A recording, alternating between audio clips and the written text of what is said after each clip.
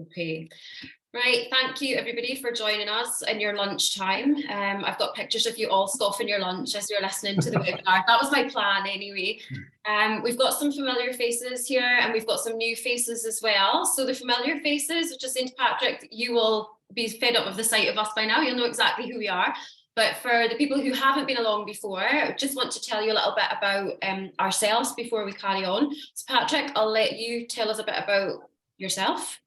Great stuff. Hi, so I'm Patrick. I'm an osteopath. I have a background in sports therapy and strength and conditioning. I'm obsessed with looking at how people move and getting them out of pain and getting them moving better. And I suppose about almost 3 years ago now, I started looking at lasers because one of my patients, she needed to get better. She had Achilles tendinopathy, and so I suggested modality. And that was unfortunately very painful for her, and she didn't really like it. So I started looking around to see what else there could be. And then when I found the laser, I found that to be quite useful. And because I'm a massive geek, which might come across as we do this, I kind of got really into it. And it's like, oh yeah, let's go down that route. And so since then, I've used it. It's not the only thing I do. There are some days where I don't pick it up. There's some days where I use it with every single patient. But I have found it really useful with things like plantar fasciitis, with those really difficult pain issues. The big thing is, yes, it gets rid of pain, yes, it heals it up, but the thing I found really useful is getting the buy-in from the patient. So when you're saying to them, trust me on this, if we keep going through this process, the outcomes will be what you want. If you can get them out of pain soon enough, they're like, oh yeah, maybe this chump knows what he's talking about. So it's been a lot of fun. I'll hand you over to wonderful Kirsten. So I am Kirsten Sinclair and my background is in podiatry. I was a practicing podiatrist for over 20 years. I bought an MLS laser for my practice in 2019. I was one of the, I think it was the third podiatrist in the UK to buy one of these lasers. And so Steve, who was my account manager at the time, started picking my brain about how I was using it, how I was benefiting from it, which types of pathologies I was treating with it. So I developed a really good relationship with Steve and with Celtic SMR as it stood. And that really led me on to kind of in lockdown 2020, 2021, when Celtic had realised that they couldn't send people into clinics to do demonstrations anymore. Didn't matter so much that I lived in the Orkney Islands, in the back of beyond. I could still do online demonstrations for them. So that's kind of what took me down the path that I'm on now. So my full-time role is now with Celtic, and I work primarily as a laser demonstrator and a clinical trainer, and kind of create a support network, if you like, for our existing laser users. So I help people learn how to use the laser when they're going through their 4-week free trial period, and then that support carries on afterwards. And I also do webinars. So that's what's led us to this today. So today's webinar, we're going to be talking about using laser and looking at the bigger picture. So we all know that when we're treating pathologies, we've got a bit that hurts. The patient comes in and says, this bit of me is painful, I want to make it better. And we understand that, but we also know that there are sometimes things bigger than that particular area of pain that also need to be looked at so that we can treat the person as a whole, not just the bit that hurts. And that's really what we're going to be focusing on today, and how we can use the laser as part of that kind of bigger treatment approach. So me and Patrick, we had a chat and we thought, how are we going to approach this?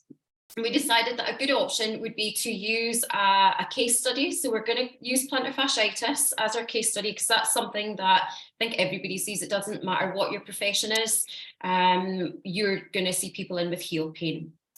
So let me just pull up my wee document so I can read this off so I get it right.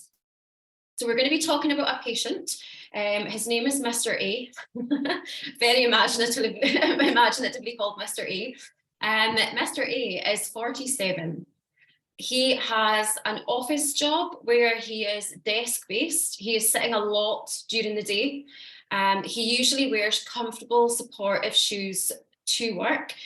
Mr. A also likes, this is based on a patient of mine, an actual plantar fasciitis case, just in case anybody's wondering. This patient likes to walk to work and back again, and it's approximately 1 mile each way. But he's now complaining of right heel pain that's preventing him from walking to work. It's too painful for him. When he is walking to work, he tends to wear good trainers, walking shoe type trainers. So he's getting a decent level of support and comfort from those. He averages 8,000 steps per day, but he recently went on holiday, during which he wore flat canvas type shoes for the entire time that he was away. And he walked on average 15,000 steps per day when he was away. So he'd almost doubled his kind of average daily step number. His pain in that right heel began towards the end of his holiday, and he's had that present now for more than 3 months, and the pain is now remaining fairly consistent, so that pain has become chronic. He describes a pain score of 7 out of 10 at worst, and he has a low level 3 to 4 out of 10 pain most of the time. So this is what our patient has come in complaining of. What we're going to talk through now is, first of all, the assessment, what we're going to be looking at, both kind of within the local area, but also looking more out with that, and what other things we'd need to look at apart from just that heel pain. So I'm going to hand over to you for this bit, Patrick, and I'll jump in if there's anything that stands out to me. Marvellous. So for me, coming as an osteopath, osteopaths are all about being holistic, but my level of holism, whatever, will probably stop at the hips. So what we've already got from the case history is his age and what he does all day, every day.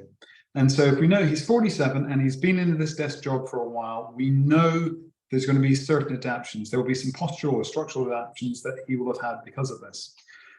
So that's what we're going to go in thinking, is this going to be the case or not? And probably we're going to try and see what's happening with his hips, what's happening with the quads, what's happening with the adductors, the glutes, all that kind of stuff, because we then want to build this picture of why has the tissues around the heel been the place that's broken down, and in particular, it's the right heel as opposed to the left. So what I'm just going to do now is get ready to get a little dizzy as I can spin you around. Okay, here we go. Right, I hope that kind of worked.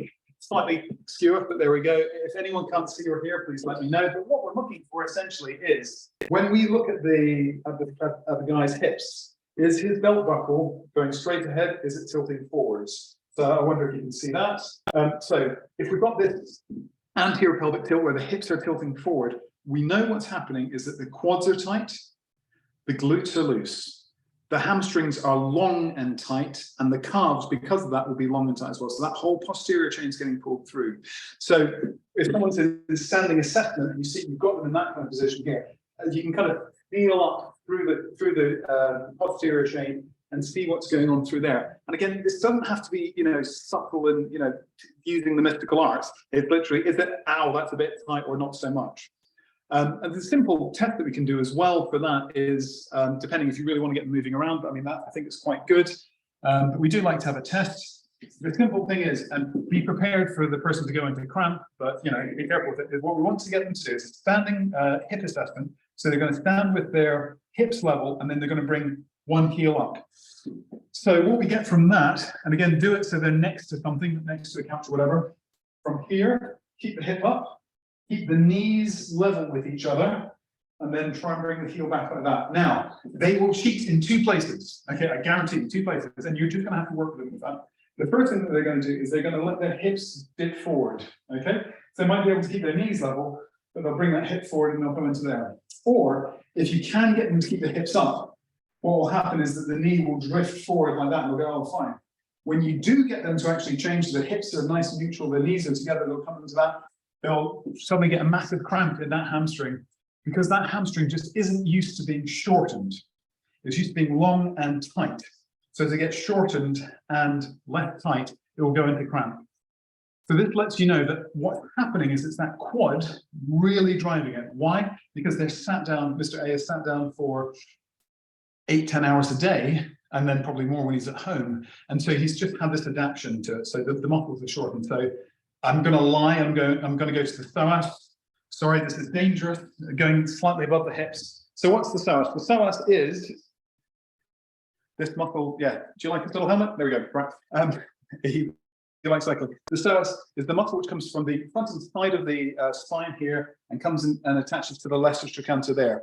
When we're sitting, it becomes shorter. It acts like a piston, so it's there kind of pushing or keeping the stability between the lumbar spine. There we go. The stability between the lumbar spine and the femur. So that's going to be a little bit tight. The quads are going to be tight. And what does that mean? It means that we're pulling all the way up through here. So if you imagine your foot is like this weird sock. If we are pulling through that posterior chain, coming up through here, there's going to be some craziness. And that is where we're going to be feeling it. So this is what we're looking for Mr. A. Does he have that? Will probably also be tension in the adductors. So again, with that adductor, we'll often see this external rotation and that kind of tension through there. Again, palpate, because it is near the groin, just be a bit careful, but see what we're going for with that. Again, probably what you'll find is that right side will be a little bit tighter than the left side. So again, if you're noting this down in your notes, you can say, okay, anterior pelvic tilt with associated muscle guarding, quads, right adductor, something like that. Why? Because we want to give him something that he can do to feel empowered with when he's actually doing his work. Okay, so some mobilizations. Now, it's that right side. So if you have fourth place, you can see, does he stand more heavily on right than on left? We can also dig into the case history and say, did he have a sprained ankle on that left side? Did he have knee surgery? 47, hopefully not, but maybe knee surgery on that left side. So that's why he's leaning on that right that little bit more. So again, if we mobilize, if we make that left side more stable and he wants to put more weight on it, A, that should be a bit more weight bearing, but B, that should probably help why he's doing that in the first place. Does he have one leg longer than the other? And again, another thing to look for. So often if someone has one leg longer than the other, let's say it's their left leg, they'll bend that knee and shift onto the other leg. So we just have to start looking at all of those things. And again, why? Not just so we go, well, that's interesting, but so we can say to Mr. A, this is what we're going to change. Okay, so now coming down the chain, so we've had a look at the hips. Again, what we'll find with that is if there is tension through here, so if I contract my sweet bicep, the tricep's going to have to, there you go, the tricep's going to have to lengthen. So likewise, if we're contracting the hip flexors and the quads, there's going to be this stretch through the glute, there's going to be a stretch through the hamstring, and they are not going to switch on, especially when we're walking. Okay, so we need to get extension when we're walking. So we need something coming through here. The glute's not doing it, so the calf is going to do tons more. And this is what we're going to see as we go down. So as we come down into that calf, what are we feeling? Now, we will often feel that kind of medial gastroc head. There's the knot that's there in most people. That's something we'll be looking for. But what we can also look to see, are there any trigger points? Are there any kind of tight bits of musculature? So anterior tibialis, posterior tibialis, gastroc and soleus, and just see what's going on through there. And again, another thing we might possibly find through there is kind of restriction through the midfoot. So often we'll find, that kind of right in the midfoot, that restriction that we have between the navicular and the cuneiforms is something going on through there. And interestingly, we cannot have like a little bit of tension going through the rest of that muscular system if there's that restriction through there. So just gentle mobilization there might start to get things going on. So, and again, you might find that maybe only on that first assessment do they have that midfoot stickiness. If you mobilize it and get it moving better, that might make the rest of the movements, transference and forth, especially in walking, that much easier. So we've started from the top. I know, crazy for a podiatrist. No, to start from the top. We're looking at that lumbar spine. We're looking at the hips, looking at the knees. Are they extended back? Are they internally rotated? Are they externally rotated? What does that mean with how he's standing? Again, another insane thing I like to do is actually watch the person walk. What do we notice? Not step 1, not step 3, but step 20, step 24. So I'll ask them things like their times table or what their favorite type of cheese is or something like that. Just get them, chatting along about whatever. And then it's then that I start looking at the feet. What are they really doing? Are we having much more of a push off through that right calf than we are through the left? How much external rotation we're getting through there. Is there pivoting on that heel, which is another thing which, again, if we're just looking at them standing, or even worse, just on the couch, we're never going to see how they land because of restrictions through the front of the ankle, that talocrural joint. They then have to pivot, and so they're shifting up through there, and guess where it's hurting? Of course, it's absolutely smacking that heel. So as we work our way down, just going, what's happening at the hips? What's happening at the knees? What's happening at the calf? What's happening at the talocrural? What's happening midfoot? And then that's what's happening on walking. That's the thing for me that gives us all of this wonderful information. A, for the treatment we're going to do now, B, for the treatment that we're going for our midterm plan, and then C, for what you can actually give them so they feel empowered so they can go off and do it. Yeah. So that's all of the good stuff there. Over to you, Kirsten. Yeah, so I was doing a wee bit of research for this webinar, and I was looking at, because I think in podiatry, we generally recognise that there's research out there that tells us that contraction of the gastric or the gastric soleus complex kind of can feed into plantar heel pain. So I actually found a paper by Patel and Di Giovanni from 2011 called The Association Between Plantar Fasciitis and Isolated Contracture of the Gastric Nemeus. And they assessed 254 patients. And what they found in that study was that 83% of the patients with plantar fasciitis, with a diagnosis of plantar fasciitis, had limited ankle dorsiflexion. 57% of those patients had an isolated contracture of the gastric nemeus, with 26% having a contracture of gastric nemeus and soleus complex. Only 17% of those 254 patients did not have a dorsiflexion limitation that was coming from those posterior muscles. So I think that really feeds into why we're looking at not just the bit that hurts, but we're looking outside of that. So their conclusion was that limited ankle dorsiflexion is commonly associated with plantar fasciitis. More than half the patients had evidence of isolated gastric soleus contracture. And those findings can be utilised to develop and further refine non-operative and operative treatment strategies for those with recalcitrant plantar fasciitis.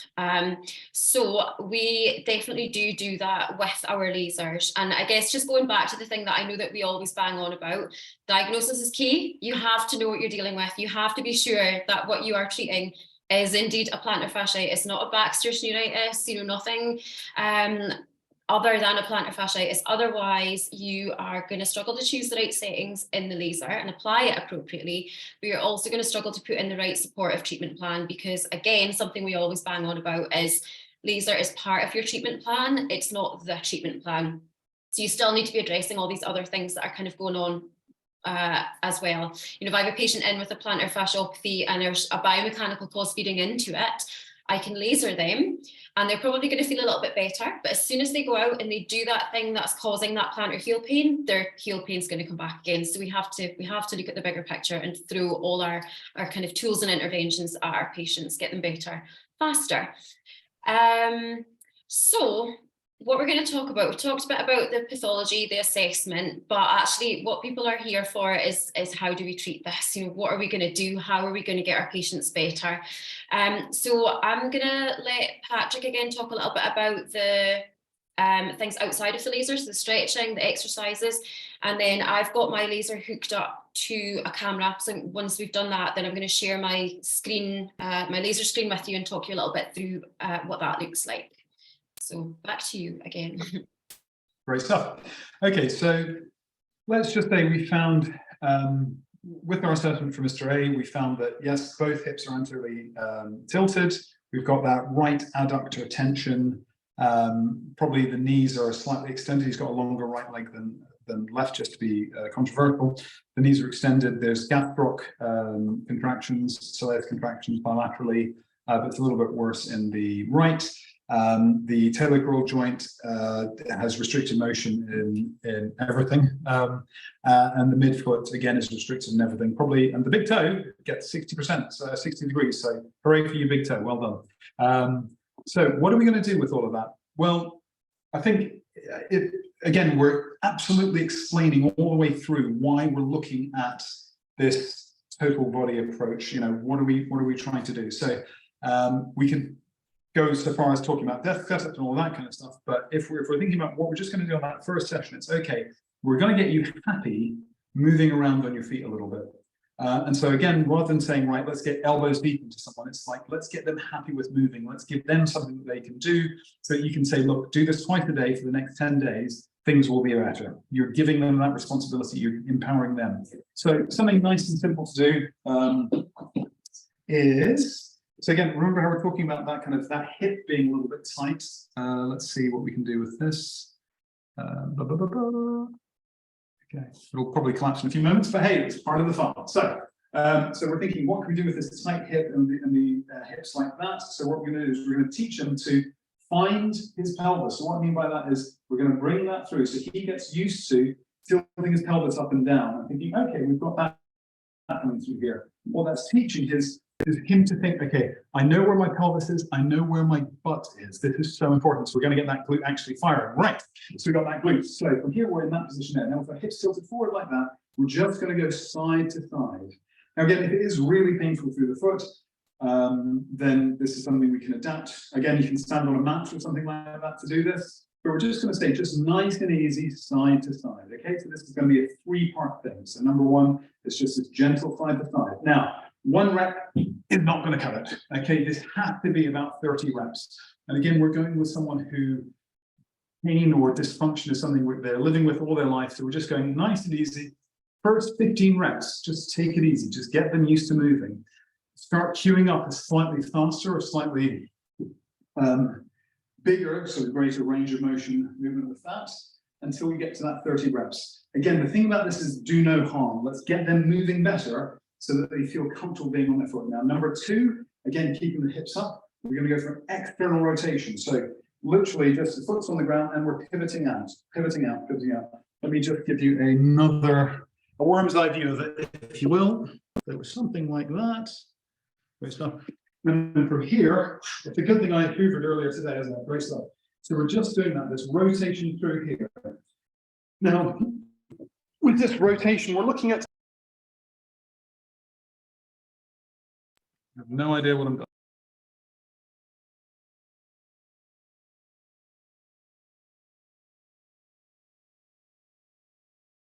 We've lost Patrick. He's gone on mute and his camera's gone. Oh, there you are. You're back. I can't hear you. You're on mute. How about now? There you are. Okay, so here we go.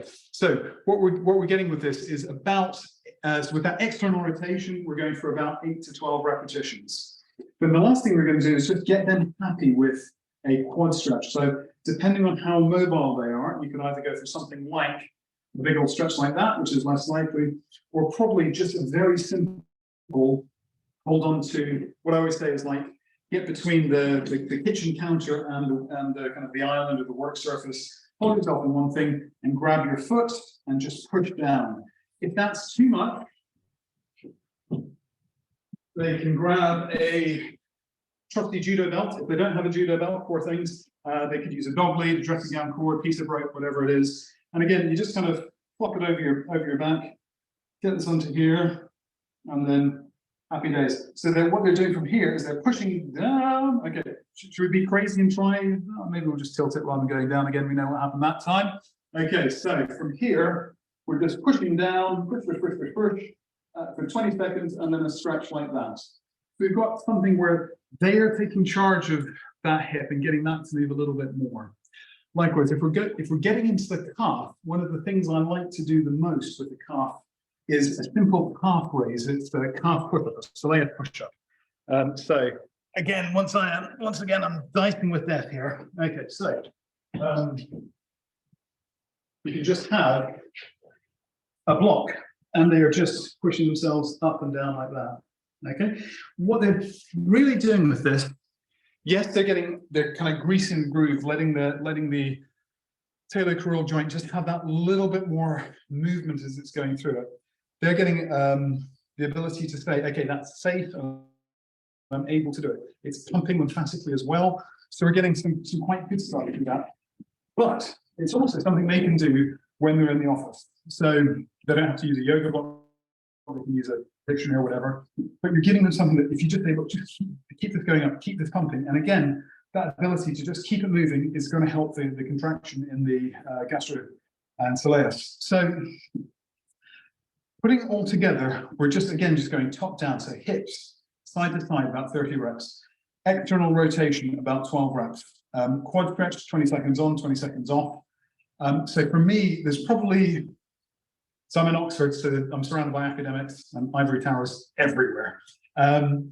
So one of the greatest pleasures I've had with someone with plantar fasciitis was, it was really, really tough to get it to really go away. But the thing that the guy, who's in his 60s, loved doing was he loved stretching his quads, because all of a sudden he could just feel that there was this massive change in how he had felt over the last 30 years of being an academic. He was like, oh, it just felt so nice to stretch that he absolutely loved it to bits.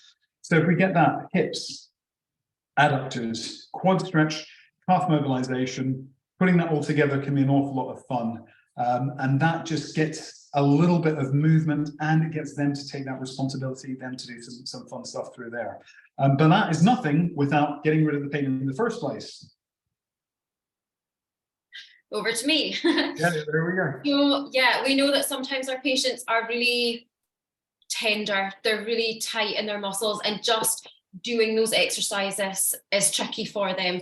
So we can use our lasers to help reduce that pain, increase the circulation into the muscles, relax contractions. So I'm just going to share my screen. Just bear with me a second while I switch cameras. Those of you who have got lasers will be fairly familiar with this setup. But what you're seeing, hopefully, in front of you now is the home screen of the MLS laser. So you'll see on the home screen, you have got two anatomical figures, and across the figures are boxes covering different areas of the body. So within each of these boxes is a list of pathologies that relates to that particular part of the body. I do want to point out here that the laser that I have here is an older model. It's got older software on it that hasn't been updated. And so I'm missing some settings that are on some of the newer ones. But what I'm going to do, because we're talking about foot-related pain, I'm going to go into the box around the feet. Shock horror. And within this area, so we've got a list of pathologies. Again, on the more modern software, there is a longer list here that includes plantar fasciitis, that includes wound healing and ulcers and things like that for podiatrists. But I'm working with what I've got here, so I'm going to talk you through what I would do. So generally, when I am treating plantar fasciitis or any form of tendinitis, bursitis, anything like that, what I would like to start with is a scan phase.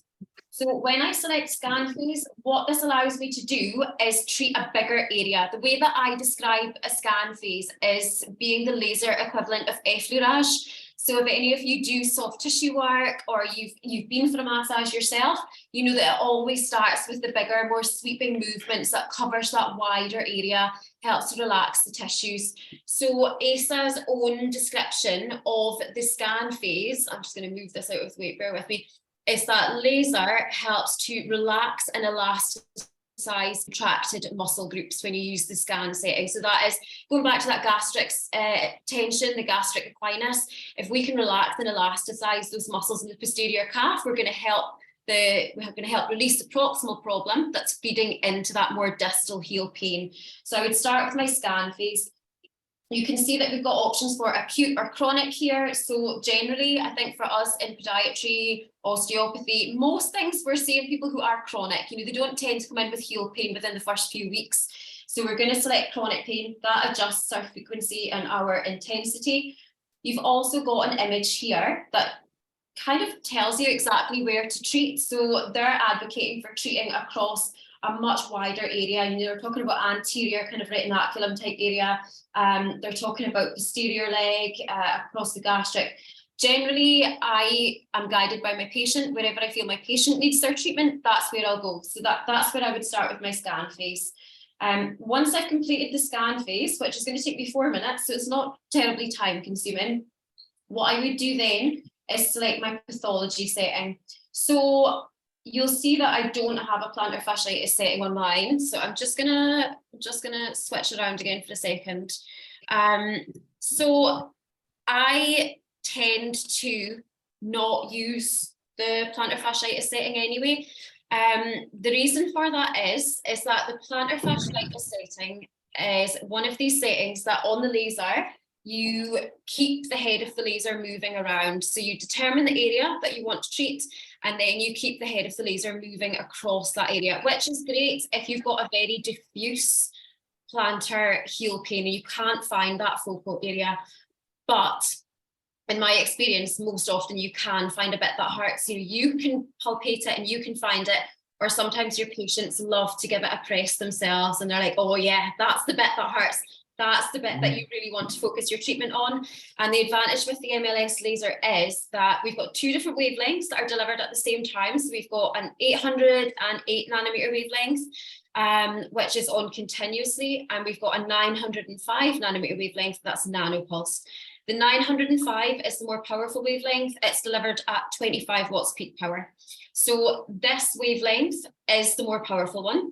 And with more powerful lasers, with your class 4 lasers, the way that you negate the risk of thermal damage to your patients is by keeping the head of the laser moving. But you don't have to do that with the MLS one, because your 25 watt 905 is nanopulsed. So what that means is that in the gaps between your pulses, any thermal energy that would build up to dangerous levels is given a chance to dissipate and to disperse more evenly through the tissues. And what that allows you to do is actually focus your treatment. So what I tend to use instead of the plantar fasciitis setting is actually an Achilles tendinopathy setting, or Achilles tendinitis, it's called in the laser, because this one is point-based. So sorry, I know this is a bit of a pain when I'm switching around all the time, but bear with me. Just mirror that. Reduce setting. Okay, so when I select ankle tendinitis, as it's called on mine, then we've got a set number of points. So it says 6 points here. We've also got this image here, which is set for Achilles tendinitis. And you can see you've got the image of the Achilles, and across that we've got 6 little white dots that are indicating where you could use your points, where you could use each of your 6 points. But I'm taking this away from the Achilles and I'm using it in the plantar heel. So I'm just going to use it wherever I feel I need to. So I'm going to focus, first of all, on that focal area of pain. We've got 6 points in 7 minutes. So each of our points is going to last for 1 minute and 10 seconds. So I'm going to focus on that particular pain point. You were typically talking about the plantar fascia insertion. That's going to last for 1 minute and 10 seconds. And then I'm going to use my remaining 5 points around where that focal area of pain is, according to the needs of my patients. So that's your pathology settings. So scan phase first to focus on the wider area, which is what we're talking about. Relax and elasticize those tissues. Then we're doing the pathology setting. And then finally, what we like to do, what we love to do, me and Patrick, is trigger points. Trigger points are our favorites.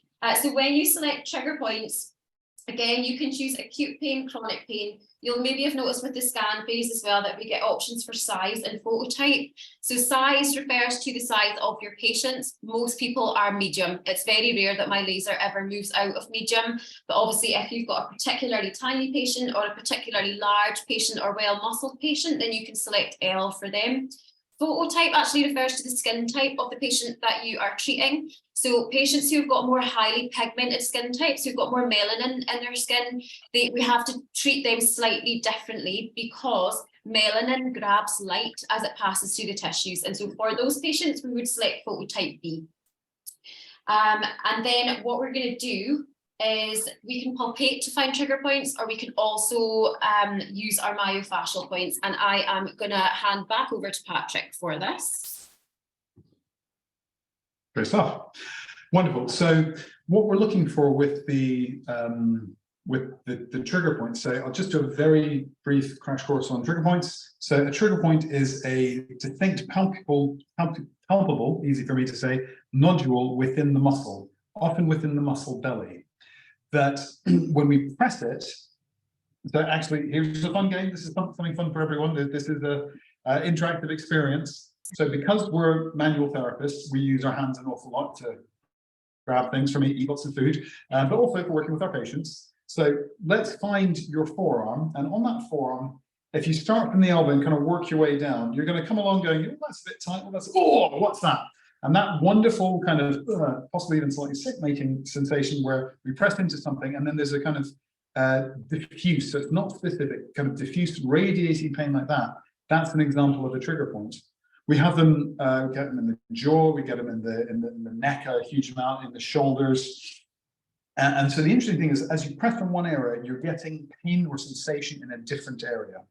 So just for fun for yourself, you can kind of come in and have a feel through there. So I hope if everyone was unmuted, we'd be hearing people go, ooh, ugh. And what you often find, and so something which really is quite nice for the patient to see is, we'll find the trigger point and think, okay, that's me. So I will draw a little circle about where it is and get them to agree with it. And I'll say, okay, on a scale of 1 to 10, how painful is that? And they say it's a 5. So we do a 5. There we go. That's kind of a 5 or a squiggle, whatever. And then just to be really funky, I'll often do like a little lightning bolt like that to say where it refers to. So I have actually done something there. Great stuff. Right. Have a feel yourselves, guys. Have a feel yourselves, and you should find there's something there. Now, to get rid of that, we could pinch it, we could press it, we could stick a needle in it.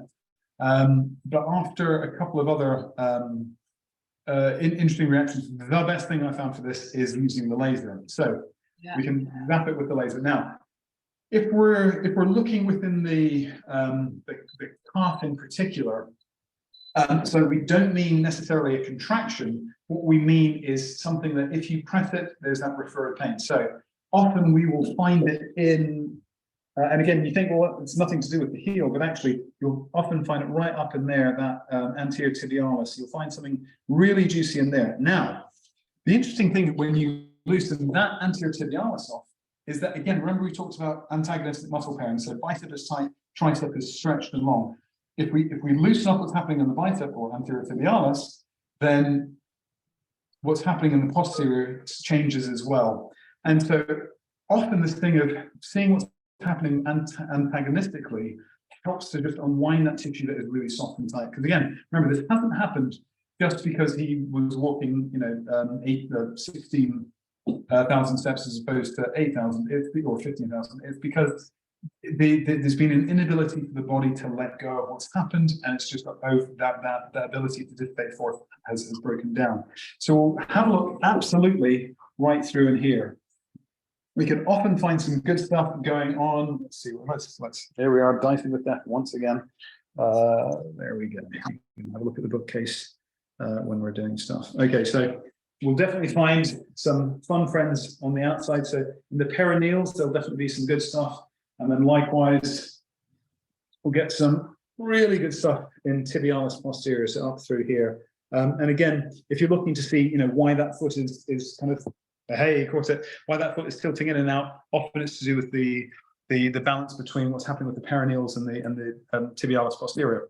So as we're working through our friend through here, just finding something like that. Again, anytime you find something really juicy, get their agreement, and then do a big circle and give them that. Okay, that's a 6. Just because it's, we can press into there, we see it refers, and then zap it with a laser. So with the trigger point settings, it's always 20 seconds. And sometimes one lot will do it, but often it might take 2 or 3, but it's so effective, and it's really, really quick. And then you'll get, and this is the best bit, you'll get the person kind of pressing, where is it? And they'll be digging around, they won't find it, and then this wonderful little smile will come on their face. They go, oh, it's gone. So that can be really, really useful to show them that you're getting them out of pain. So we're looking on the front, it's kind of anterior tibialis. We're looking on the back, posterior tibialis. We're looking perineals. Again, if we come right into the depth, you can come onto the gastroc itself, that medial head in particular. We can find some good stuff. And again, I would definitely give that a good amount of work. Depending on how tight the person is. So if the calves feel really, really tight, I would do the scan phase first, then possibly trigger points, and then do pathology. Why are we doing it like that? So we're doing the scan phase. Remember, we're giving it a great chance for as many different muscles to relax as possible. We're giving them a chance for that lymphatic drainage to be as effective as possible. We want all the good stuff in, all the bad stuff out. We're then using the trigger points to kind of almost imagine that the tighter the muscles are, the more they're contracting. So they're pulling. Again, we're coming back to the sock. They're pulling that sock really tight. So what we want it to do is we want it to relax. We want that all to come through as nice and as calmly as possible. So that's one of the reasons why I might go into it, and then go into the pathology setting. This is the art as opposed to the science. It depends what works for you. For me, I kind of find often that can be more useful. And again, the other thing that's quite nice about that is doing that trigger point first, is that they're agreeing that they're in less pain. And sometimes, with that plantar fasciitis, it only really presents first thing in the morning or when they've just got up. So if they can see that other things are going well, then they're saying, oh yeah, this malarkey that you're getting me to do does actually make some sense. So again, it's not a hard and fast rule, but see how that works for you. I hope that makes sense. Again, if anyone does have any questions about this, then pop them into the chat and we can talk about it at the end. But I hope that's made sense for how we actually kind of try and find these things. Yeah, that's great. And something I've just remembered that I was going to talk about as well was with the MLS lasers, if you've got an MP5, so I'm just going to twist my bits and pieces around so you can see it. So I actually have here an MP5. So with these lasers, you have got your MP, which is your portable laser here, but you can add on an extra arm and you can actually use your Charlie head, as it's affectionately known, and your handpiece at the same time. So you can treat two different areas simultaneously. And that's great for using, there's a muscle contraction setting within the laser, and you can use that in your Charlie head to target those posterior calf muscles. And then at the same time, you can be using your handpiece to do your trigger points, or you can do your pathology setting as well. So also really handy if you're treating bilaterally, you can have the Charlie head on one side and the handpiece on the other, so you can treat two sides in the same time that it would take you to treat one, even when you're treating that bigger area, not just your targeted pathology setting. So a really handy time-saving device. And I'm very jealous. I'm very jealous. I need to get one. I love my Charlie head. So yeah, just another way to do it. And then we've got the robot lasers as well, which I'm green with envy of anybody that's got one of the robots. Yeah. They are just pre-programmable. The head kind of moves by itself and covers an entire area. And again, you can use that alongside a handpiece as well. So great pieces of equipment. That's the dream. But I'll not complain about my MP5. So does anybody have any questions that they want to throw our way? Please feel free to pop them in the chat box. Jonathan, you use scan phase guided by the patient. Please, can you explain that further? Yes. So what I mean by guided by the patient is according to where my patient hurts. So lots of people say to me that they want a recipe, if you like, for using laser. Like, what settings do you use for this pathology? Where do you use your laser? And it's really difficult to give a determined answer to that. So a baseline would be what we've spoken about today, kind of that scan phase, trigger points, and your pathology setting. And it's the same for the targeted area of application. So if my patient comes to me and their tension is primarily medial, there's not so much of an issue on the lateral side, but medially we've got a lot going on, then I'm going to focus that scan phase more on the medial side. I'll still cover the lateral side as well, but I'll spend more time working the medial side because that's what needs it most. So that's what I mean by that, Jonathan, is according to what the patient's presenting with and where their pathology lies. I hope that makes sense. How does the laser treat the trigger points exactly? So yeah, the laser really, it's amazing for trigger points. We love it. It really helps to target. It works with lower frequencies and lower dosages, and those, there are rabbit holes you can go down with this, but that targets a more chemical response. And essentially what we're doing is we are releasing the tension in those trigger points with the laser. We're reducing the hold that they've got, if that makes sense. You're aiming for so in the guidebook, what you're aiming for is a 50 to 70% reduction in pain in the trigger points with your settings. And if you don't have that, then check the position of your trigger point, because you generally should get that 50 to 70% after a couple of repeats as well. I would definitely say, 70% is what you're looking for. I mean, if it's only 50%, I would be a little bit disappointed. Yeah. Again, so if we've got, say the trigger point is in here, what often you might find useful is So obviously when we're applying the laser, we don't want the laser to bounce off. We want it to be absolutely straight, but you can kind of wiggle it around and get some good stuff. You can come in from different angles. So instead of just coming straight through here, you can come in like that, you can come in like that, like that, like that. Again, you can also, depending on different areas, can kind of like slightly pinch up the skin to press into it as well. And I think anything like that, which just gives you more of a chance of getting in there, again, getting that that relaxatory effect is the thing that you're really looking for. Yeah, it essentially triggers the body's own pain release system, is kind of what the trigger point settings does.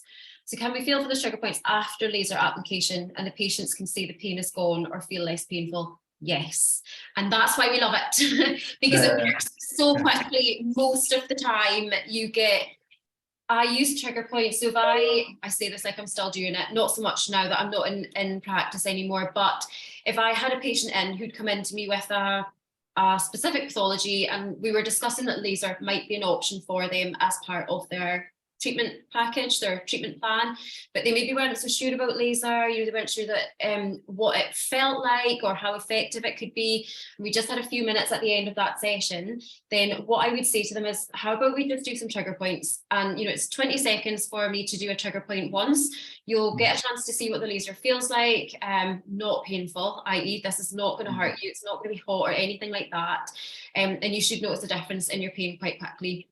And so I actually use the trigger points as an upsell, to get people to buy into laser as an option for them, because they could see from that trigger points that it was a really quick effect. So yeah, the short answer to that is yes. Absolutely. Any further questions, anybody, or any further clarification on any of the things we've just said? We are trying the K laser at the moment. Could you send me some more info on my email on how it compares to the MLS laser? Yes, we would love to do that. Yeah. So you know what? I think it's really. Thank you, Ania.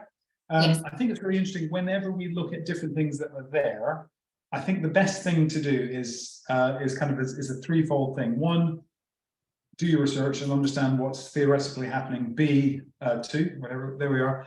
Try it yourself and then try it on other people. But you've got to be good. You've got to be like sensible with what you're actually trying it for. So again, I think in the past when I've spoken to people who said, well, I'm not sure about this because, it's probably because they're comparing apples to oranges. They're not saying, okay, are we using this for pain reduction? Are we using this for healing? What are we using it for? And actually, you just have a tiny little grid saying, even if it's pain, like trigger points, pain reduction, or if it's pathology, or if it's healing, or something like that, then actually that's what you can really bring yourself to do. You say, okay, with the K laser, I found this. With MLS, I found this. So just be honest with it. Again, what it will be is you'll have a look at the research, see which one of the two lasers actually has a research campus with that all benefits from. Anyway, we'll go with that. And again, I think it's also looking at service. And again, the big thing is, so as the part of the clinic that we have here, my darling wife is an aesthetic practitioner, so she's a nurse, a prescriber. And so we do, some of us more willing than others, lots of webinars for other things. And I think the thing that you really get is Kirsten. She's just fantastic. The webinars that she does is one of the things which I think is an absolute great thing to see. And that sense of just constantly learning at your own kind of pace is really great. So please do have a bit of a play with all of the things that's out there. I think everyone's going to be quite happy to have a bit of a play. Just jumping back to that question, which I think I saw, which was what's the maximum number of times you can do with trigger points? You'll be fine. Just crack on. I mean, let's say 10, but really for one particular spot, the amount of light that's going to be coming in, or laser that's going to be coming in, you'll be fine. You won't hurt. There won't be any damage or anything like that with the trigger point setting. Yeah, you can repeat. We do have, I'm aware of some practitioners who will just keep going on those trigger points until they do notice that they've gone. They'll just repeat. You're not going to cause any harm. This is the thing, you're not going to hurt the patient. But what you're doing with the laser is you are kickstarting a process. So even, if you've done a few goes on a trigger point and it hasn't cleared up straight away, you can leave it because you've started that process going, and it may continue to ease off afterwards. It can continue to improve. On that, I'll just jump in. Remember how we keep talking about agonist, antagonist? I guarantee you, if you've done a trigger point like 3 times and it hasn't released, go to the antagonist and release the antagonist and it will release. Yeah. I guarantee you. So if it's our friend here that isn't working, come to this gal and work her, get her to release off, and then this will come through. Likewise, anterior tibialis, posterior tibialis, or gastroc anterior tibialis, perineals, posterior tibialis. You know, it might just be a case of saying today this is what it needs first, and when that unlocks, then the other thing will unlock as well. And again, it's about having the whole thing moving freely. It's not just this one is bad, everything else is great. It's always like a little symphony that needs to be played together. Yeah, and on the topic of trigger points, I know you've got a book there and I've got a book here. Yeah. So if you're interested in knowing more about trigger points, where they are, so this is a book I bought years ago, before laser was even sparkle in my eye. And it's a really good book for trigger points. So it talks about, I'm going to find one of the ones I've highlighted here.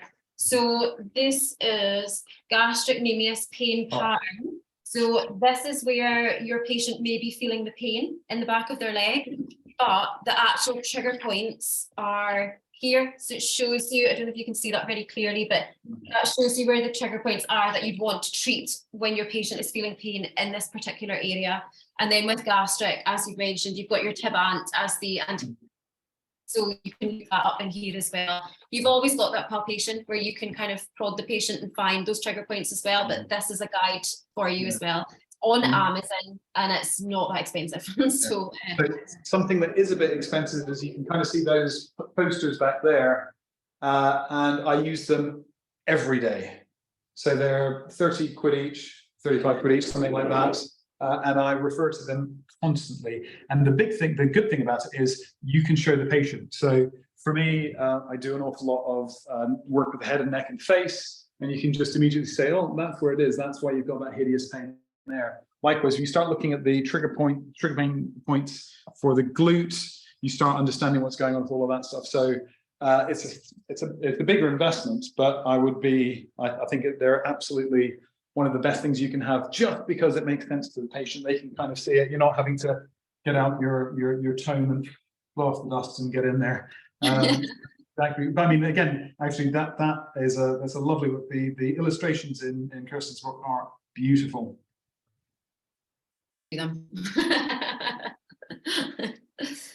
That's good. So what about frequency? How many sessions? How frequent? Would once a week for a specific plantar fasciitis protocol be enough?